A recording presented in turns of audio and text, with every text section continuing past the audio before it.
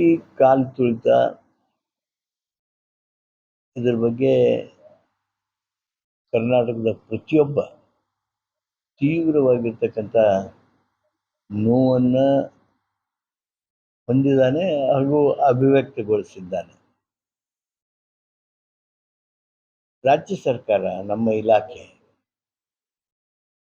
ಇದು ಒಂದೇ ಕಾಲು ತುಳಿತ ಅಲ್ಲ, ಈ ರೀತಿ ಹಲವಾರು ಸಂದರ್ಭಗಳಲ್ಲಿ ಈ ಸ್ಟ್ಯಾಂಪೇಡ್ಗಳಾಗ್ತವೆ, ಕಾಲು ತುಳಿತಗಳಾಗ್ತವೆ. ಇಲ್ಲಿ ಬಹಳ ದೊಡ್ಡ ಸಂಖ್ಯೆಯೊಳಗೆ ಸಾವನ್ನಪ್ಪಿದ್ರು. ಸುಮಾರು 50-60 ಜನ ನೋವು, ಕಾಲು ಮುರಿದು, ಕೈ ಮುರಿದು ಏನೇನೋ ಆಗಿದ್ದಾವೆ. ಇಂಥ ಪ್ರಸಂಗಗಳನ್ನು ಗಮನಿಸಿ ಕ್ರೌಡ್ ಮ್ಯಾನೇಜ್ಮೆಂಟ್ ಮಾಡೋದಕ್ಕಾಗಿ discipline and crowd management, maintenance of crowd management ಇವನ್ನು ಮಾಡೋದ್ರ ಸಲುವಾಗಿ ಒಂದು ವಿಶೇಷವಾಗಿರ್ತಕ್ಕಂಥ ಕಾನೂನಿನ ಅವಶ್ಯಕತೆ ಇದೆ. ಈ ಕಾನೂನು ಮಾಡೋದಕ್ಕೆ ನಮ್ಮ ಇಲಾಖೆ ಈಗಾಗಲೇ ತನ್ನ ಕರಡು ಮಸೂದೆಯನ್ನು ಸಿದ್ಧ ಮಾಡಿದೆ. ಬಹುಶಃ ಮುಂದಿನ ವಾರ ಆಗಲಿ ಅಥವಾ ಇನ್ನೊಂದು ವಾರ ಬಿಟ್ಟಾಗಲಿ ಈ ಮಸೂದೆಯನ್ನು ನಮ್ಮ ಕ್ಯಾಬಿನೆಟ್ಟಿನ ಗಮನಕ್ಕೆ ತಗೊಂಡು ಬರ್ತೀನಿ. ಎಲ್ಲರೂ ಒಪ್ಪಿದರೆ ಅದನ್ನು ಕಾನೂನನ್ನು ಮಾಡ್ತೀವಿ.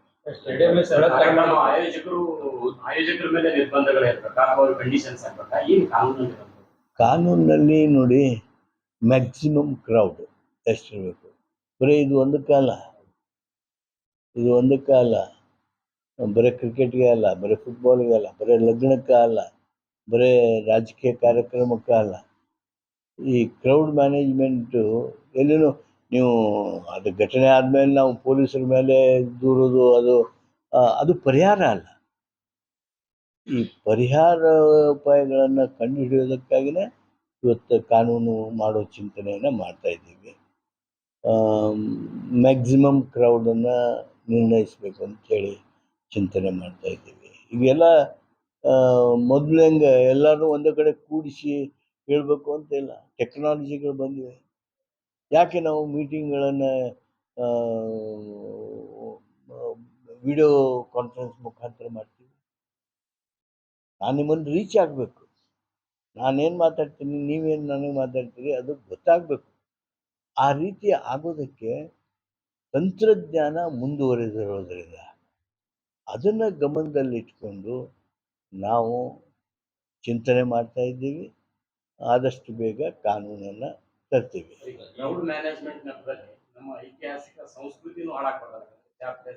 ಇಲ್ಲ,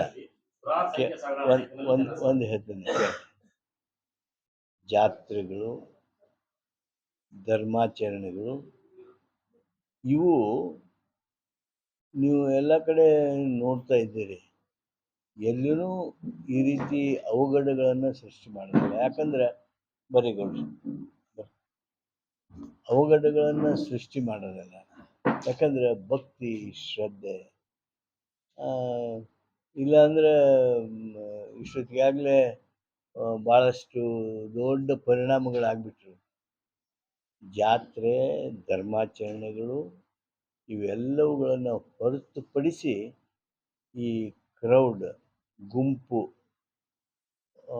ಜನಗುಂಪುಗಳ ನಿರ್ವಹಣೆಗಾಗಿ ಒಂದು ಕಾನೂನನ್ನು ತರ್ತೀವಿ. ಅದು ಒಂದು ಸಲಹೆ ಇದೆ, ಟೀಕೆ ಬರ್ತಾ ಇದೆ. ಈಗ ರೇಸ್ ಕೋರ್ಸನ್ನು ಶಿಫ್ಟ್ ಮಾಡಬೇಕು ಅಂತ ನೋಡ್ತಾ ಇದ್ದೀವಿ.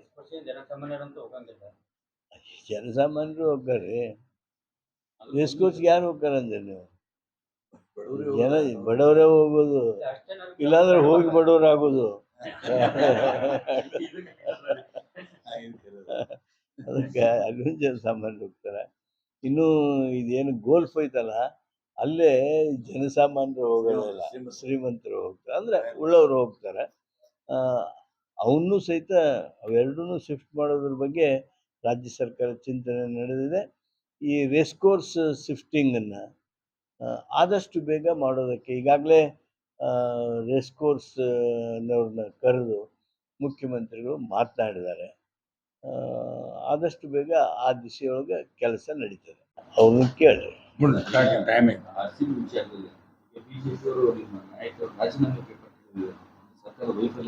ರಾಜಕೀಯ ಮಾತ್ರ ಏನೈತೆ ಹೇಳ್ರಿ, ಏನೈತೆ ಹೇಳ್ರಿ, ಅದ್ರೊಳಗೆ ಏನೈತೆ? ಅಲ್ಲ ಆ್ಯಕ್ಷನ್ ಏನು ತಗೋಬೇಕಾಗಿತ್ತು ನಮ್ಮ ಗಮನಕ್ಕೆ ಬಂದ ತಕ್ಷಣ ಆ ಆ್ಯಕ್ಷನ್ ತಗೊಂಡಿದ್ದೇವೆ. ಇದರಲ್ಲಿ ರಾಜೀನಾಮೆ ಕೊಡಬೇಕು. ಈಗ ಅಂದರೆ ಈ ವಿಮಾನ ಆಕ್ಸಿಡೆಂಟ್ ಆಯಿತು, ನಾನು ಬಿ ಆರ್ ಪಾಟೀಲ್ರು ಅಲ್ಲಂ ಪ್ರಭು ಅವರು ಕೂಡಿ ಮೋದಿ ರಾಜೀನಾಮೆ ಕೊಡಬೇಕು ಅಂತ ಕೇಳೋಣ?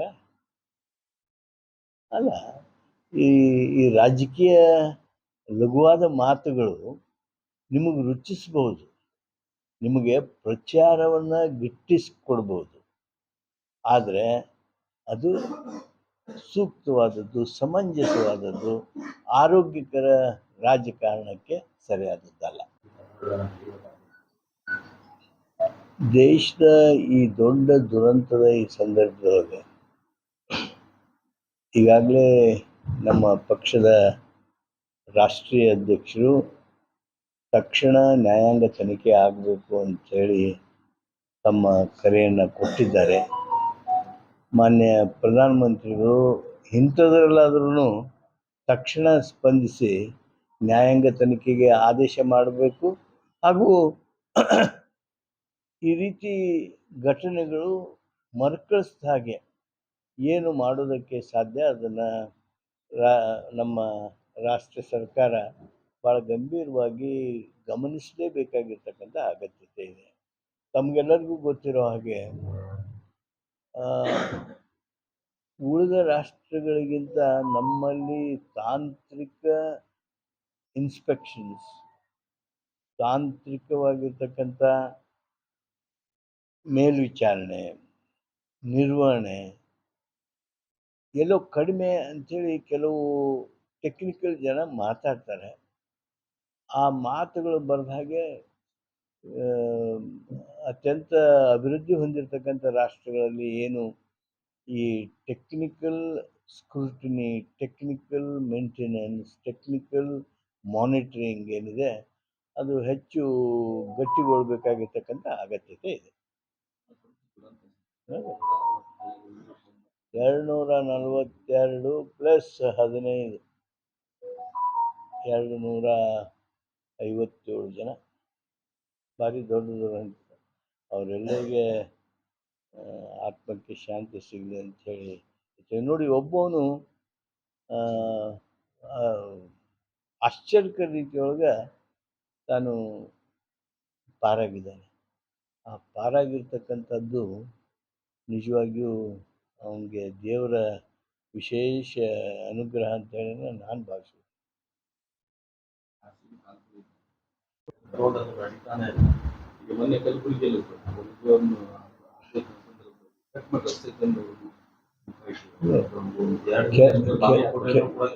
ಕೆಲವರು ಪ್ರಚೋದನೆಗಾಗಿ ಕೆಲಸ ಮಾಡ್ತಾ ಇದ್ದಾರೆ, ಕೆಲವರು ಪ್ರಚೋದನೆಗಾಗಿ ಈ ಕೆಲಸ ಮಾಡ್ತಾ ಇದ್ದಾರೆ. ನಮ್ಮ ದೇಶದಲ್ಲಿ ಯಾವ ಮನಸ್ಸುಗಳು ಗೋಹತ್ಯೆ ತಾವೇನು ಅರ್ಥೈಸ್ತಿರ್ತೀವಿ ಆ ರೀತಿಯ ಗೋಹತ್ಯೆ ಮಾಡೋದು ಇಲ್ಲ.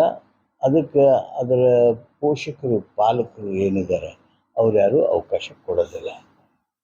ಇನ್ನು ಹಳೆ ಎತ್ತುಗಳನ್ನು ಮಾರಿದ್ದಾರೆ, ಅವನು ಗೋ ಅಂತ ಹೇಳಿರಿ, ಅವೆಲ್ಲ ಚರ್ಚೆ ಒಳಗದಾವು. ಇದು ಇವತ್ತು ನಿನ್ನೆದಲ್ಲ. ಗಾಂಧೀಜಿಯವರು ಸ್ವಾತಂತ್ರ್ಯ ಹೋರಾಟ ಸಂಗ್ರಾಮದೊಳಗೆ ಏನು ಸಭೆಗಳನ್ನು ಮಾಡ್ತಾಯಿದ್ರು ಆ ಸಭೆಗಳಿಗೂ ಬಂದಿರತಕ್ಕಂಥದ್ದು. ಪ್ರಾಕ್ಟಿಕಲಿ ನಾನು ಒಬ್ಬ ರೈತ ಕುಟುಂಬದಿಂದ ಬಂದಿರತಕ್ಕಂಥವನು. ಆಕಳುಗಳ ಮೇಲೆ ಏನು ವಿಶ್ವಾಸ, ಶ್ರದ್ಧೆ, ಭಕ್ತಿ, ಗೌರವ ಇರ್ತದೆ ನನಗೂ ಗೊತ್ತು. ಇದೇನು ಹಿಂಗೆ ರಸ್ತೆಯಾಗಿ ತಂದು ಒಗಿದೋದೆಲ್ಲ ಮಾಡ್ತಾರೆ. ಸಮಾಜದ ಸ್ವಾಸ್ಥ್ಯ ಕೆಡಿಸೋದಕ್ಕೆ ಆ ರೀತಿಯ ಕ್ರಮಗಳು ಆಗ್ತಿರ್ತವೆ. ಅದು ಯಾರೇ ಮಾಡಲಿ ಅದು ಖಂಡನೀಯವಾಗಿರ್ತಕ್ಕಂಥದ್ದು. ಅಂಥದ್ರ ಬಗ್ಗೆ ನಮ್ಮ ಸರ್ಕಾರ ನಿಗಾ ಇಡುತ್ತೆ. ಯಾರು ಕೊಡೋದೇ ಇಲ್ರಿ. ಅಲ್ಲ ಅದಕ್ಕೆ ಮತ್ತೆ ಕಾನೂನು ಇರೋದು ಹಂಗೇನು ಯಾರು ತಪ್ಪು ಮಾಡ್ತಾರ ಆ ತಪ್ಪು ಮಾಡಿದವ್ರನ್ನ ಕಡಿವಾಣ ಇದೆ ಅಲ್ರಿ. ಇದಕ್ಕಿಂತ ಏನು ಕಡಿವಾಣ ಇರಬೇಕು? ಇದಕ್ಕಿಂತ ಏನು ಕಡಿವಾಣ ಇರಬೇಕು? ಸಂಪೂರ್ಣ ನಿಲ್ಲಬೇಕು ಅಂದರೆ ಸಮಾಜ ಪೂರ್ಣ ಇದಾಗ ಈ ನಾವು ನೀವೆಲ್ಲರೂ ಕೂಸುಗಳ ಆತ್ಮಹತ್ಯೆ ಮಾಡ್ತಾ ಇದ್ದಾರೆ, ತಾಯಿ ಮಗನ ಕೊಲೆ ಮಾಡ್ತಿದ್ದಾರೆ, ಮಗಳು ತಾಯಿ ಕೊಲೆ ಮಾಡ್ತಾ ಇದ್ದಾರೆ, ಇವನ್ನೆಲ್ಲ ನೋಡ್ತಾ ಇದ್ದೀವಿ. ಆ ಹಂತದಲ್ಲೂ ಸಹಿತ ತಮಗೆ ಈ ಒಂದು ವಿಷಯ ಸಹಿತ ಗಂಭೀರ ಅನ್ನಿಸ್ತದೆ ಸಹಜವಾಗಿ. ಏನು ಕ್ರಮ ಇನ್ನೂ ಬಿಗಿ ಮಾಡಬೇಕು ವಿಚಾರ ಮಾಡ್ತೀವಿ.